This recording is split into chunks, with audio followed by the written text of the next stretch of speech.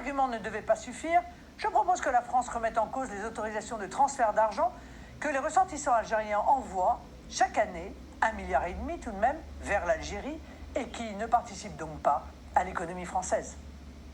Élue présidente de la République, croyez-moi, chers compatriotes français, je saurai faire respecter la France et ses intérêts, tant à l'extérieur qu'à l'intérieur. La faiblesse des dirigeants français, au premier rang desquels M. Macron a rappelé son ambassadeur et refuse désormais le survol de nos avions engagés au Mali dans la lutte, je le rappelle, contre l'islamisme. Cette dernière décision, grave pour la sécurité de nos pays respectifs et de l'Afrique, n'est pas acceptable et la France doit absolument s'exprimer à ce propos. Face à un pouvoir algérien qui croit que la France est un débiteur éternel, un partenaire que l'on peut tancer à longueur de temps, notre pays doit tenir un langage très clair et très ferme. Emmanuel Macron, qui est décidément le président de tout et de son contraire, après avoir glorifié le régime algérien et pris le parti d'accabler la France par une injuste et inadmissible repentance, a pris sous la pression du calendrier électoral la décision de réduire les visas accordés à l'Algérie.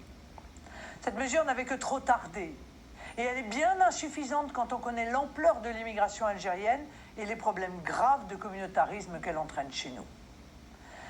D'abord, il n'y a aucune raison pour que l'Algérie, dont la population est dans sa quasi-intégralité née après l'indépendance, bénéficie encore des énormes facilités d'octroi de visa comme le prévoit l'accord bilatéral de 1968. Il y a d'autant moins de raisons d'admettre ces octrois que de son côté, l'Algérie refuse d'accepter le rapatriement de ses ressortissants illégaux, délinquants ou simplement reconduits à la frontière au titre d'une OQTF, une obligation de quitter le territoire français. Écoutez bien, aujourd'hui, le taux de réponse des autorités algériennes aux demandes de la France est de 0,2%.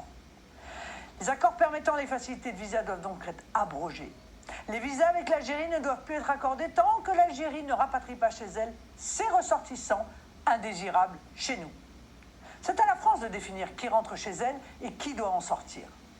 Si ces arguments ne devaient pas suffire, je propose que la France remette en cause les autorisations de transfert d'argent que les ressortissants algériens envoient chaque année, 1,5 milliard tout de même, vers l'Algérie et qui ne participent donc pas à l'économie française.